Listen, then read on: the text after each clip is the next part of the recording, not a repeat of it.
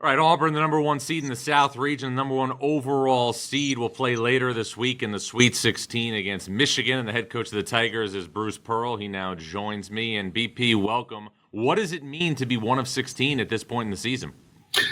You know, John, you can't really explain to your guys the difference, what it feels like when you survive and advance. 'Cause I think the first and second round, it really is survive and advance. Now that you get to the Sweet 16, you feel like you're playing for a national championship because you're only 4 away, and everybody that you're playing at this point is good enough, to win it all. So our guys, this group got a taste of it. We haven't been there since 2019 when we got to the Final Four, and so I'm really happy for this group because they've been so good over the last 3 or 4 years, and now to get rewarded by having a chance to really feel like we're playing for a national championship. Why does making the second weekend sometimes change the entire feel associated with a season versus if you might lose a tough game in the round of 32? John, I don't know why, but it completely is. Like if you are a top 20 team and you've had a top 20 season and you don't get to the Sweet 16, you just absolutely feel like you failed because maybe it's because we are a tournament sport. Maybe that's because all eyes are upon the world of college basketball in March. To the victor go the spoils. You can't understand it unless you're living in it. And I think that look, we're just glad that we were able to start to play some better basketball against a really, really good Creighton team. John, you've seen Creighton, you've had them this year. That was a dangerous game for us, and we played great defense throughout, particularly in the second half, to be able to win that game. Well, you mentioned playing better basketball. You were playing this year in the best power conference in the history of the sport. I know you took a couple of losses late in the year, but did those defeats help you refocus your team and recalibrate your edge heading into the NCAA tournament? Well, I mean, right now, I look at the Sweet 16. Auburn was 9 wins and 4 losses against the Sweet 16. That's almost unheard of. There could be some research on that to find teams that would be as tested or have gone through as grueling a schedule as we have. Just look at Ole Miss, for example. I mean, Ole Miss is alive in the Sweet 16, and what coach has done in 2 years there is really something special. We've played them 3 times, and we've had 3 close games, but we've beaten them 3 times this year. Yeah. And they're in the Sweet 16, and they were significantly better than Iowa State yesterday. So look, it is about matchups, and people don't understand that some systems match up better with others, and it's about getting hot at the right time. Teams that can make shots and shoot it well at this time of the year are usually the ones that are advancing. Well, you have a player that's really hot right now in Tahaad Pettiford. And, Bruce, one common theme in teams the last 5, 6, 7, 8 years that have won national titles is that they all have a dynamic scoring guard off the bench. What changes for Auburn when Tahaad Pettiford plays the way he did this last weekend? Well, I mean, he's a shot maker, and he's got a great range from 3 and a great pull-up game, but he's also got a really good float game, which is important against drop coverage, and we'll see some drop against Michigan for sure. He's a dynamic young player. He plays with a chip on his shoulder. John, he was ranked anywhere between 25 and 35 coming out of high school, and you can't tell me that there are that many players that came out last year that were better than Tahaad Pettiford, but because he was 5'11", and because size matters in basketball, you don't see his name on the draft boards like really I think you should, because he's always had to overcome the stigma of, well, he's just a little too small. Well, he just goes out there and shows you that no, it's not that. Well, you said that size matters, and you're going to see plenty of size in your next game against Michigan because the Wolverines have one of the biggest 4 or 5 combinations in the country with Danny Wolf and Vlad Golden. Your initial thoughts on Dusty May's squad? Well, they're a great team, and those bigs are definitely dynamic and very tough covers.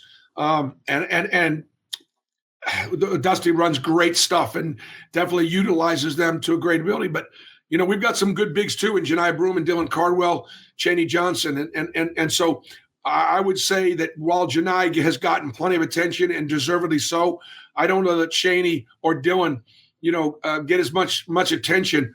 We play two bigs as well, and so it'll be a great challenge for our guys. But the Golden and Wolf will be challenged by our bigs as well, and so from that standpoint, it should be a great matchup.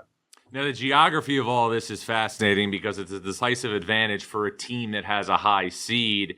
Atlanta has been an extension of Auburn, really, since you got the job a little over 10 years ago. What does it mean for you and your program this week to not have to get on a plane, but get on a bus and go down to Atlanta and play? Well, I think it's just great for our fans and great for the Auburn family that we were going to be able to, have a venue that's going to be close enough. And look, John, we've earned it. When we got the pairing, we got the seedings, and we were opposite Louisville and Creighton. First of all, Creighton finished second in the Big East, and they were top 20 team for sure. That's a really tough 9 seed with all that experience, having been to the Sweet 16 4 of the last 5 years. That was a tough draw. And they were just happy to be playing Louisville in Lexington, about an hour away. So if Louisville had won that game against Creighton, there would have been, I don't know how many fans in there, 12,000 fans in there rooting against us for Alabama State, and the place would have been full. So I don't know that as a first round situation, getting out of Lexington was not easy for the Auburn Tigers. Yep. We've earned the right to be able to play close to home as the number 1 overall seed. And so I'm not apologizing for it. At the same time, our fans in the stands aren't going to be able to keep Michigan off the boards or guard that dynamic offense. Now, you don't want to apologize for that, and the reason why you were number 1 seed is you navigated the best power conference in the history of college basketball, and the SEC set a record this weekend with 7 teams in the Sweet 16. I'm curious your perspective on this, because I remember when I started doing this, there were 3 teams in the SEC. John Calipari at Kentucky, Billy Donovan at Florida, and Bruce Pearl at Tennessee. What is it like from your perspective to see this evolution? Well, it started with Mike Slive, who challenged all of us years ago that, SEC, it just means more, and we dominate in so many other sports, Olympic sports, men and women across the board. I don't mind bragging on the SEC top to bottom in all of our sports. But in men's basketball, we were just behind. And Greg Sankey carried on that mantra and, hired Leibowitz and Garth Glissman and some basketball czars and guys that really understood the game. And he made his athletic directors commit to facilities, commit to coaches, and commit to NIL and supporting of the student athletes. I think you put all those things together, and this is why our conference was so strong. When at the start of the season, we're putting together rosters. I'm out there competing. Like you said, it's one thing to compete against Florida or Tennessee or Kentucky. It's another thing to be recruiting against the people at the bottom of my league that are spending as much or more than we are in NIL. That is what has made this conference top to bottom so strong. And some of the other leagues did not invest top to bottom, and that's why they weren't as strong. No, there's no doubt about that. Now, I know you're focused on Michigan. That's your next game. But you are 2 wins away right now from going to the Final Four. And I remember, I was at a Syracuse practice years ago, and Jim Boeheim was, telling a story, and he just said, once you go to the Final Four as a coach, that's the only thing that matters. Everybody wants to win a national championship, I get that. But once you take a team to the Final Four and you get all the events that lead up to it and you have the open practice, the Final Four experience is never the same. Since you took Auburn to the Final Four in 2019, have you felt that going back to the Final Four isn't the same once you're a participant? Well, I think going to the Final Four as a coach or a player is a huge, huge box checked. And John, if you think of how many Hall of Fame coaches there are that did never get to the Final Four, and it's so something that you definitely take for granted. So that box been's checked. I won a Division II national championship, and that was very, very special, very significant at Southern Indiana in 1995. I just all I can see right now is Michigan, Michigan State, and Ole Miss. I that's all I can see. I know there's a lot of chalk across the country. I'm so proud of the 7 teams that have made the Sweet 16 out of the SEC. But we got 2 games to win in Atlanta. They're both going to be really, really difficult. We're playing against in the 2 Big Ten teams, 2 really big physical teams. Yep. And then Ole Miss is incredibly talented and experienced, and we've already played and beaten them 3 times. So that would be one of those. Wow, can you beat a good team 4 times? Well, let's wrap on this, BP. Obviously, you're going into a regional this weekend, as you said, with 3 really good teams. But internally at Auburn, what does your team have to do over the next, week better than you did last week in order to get back to a second Final Four under your watch?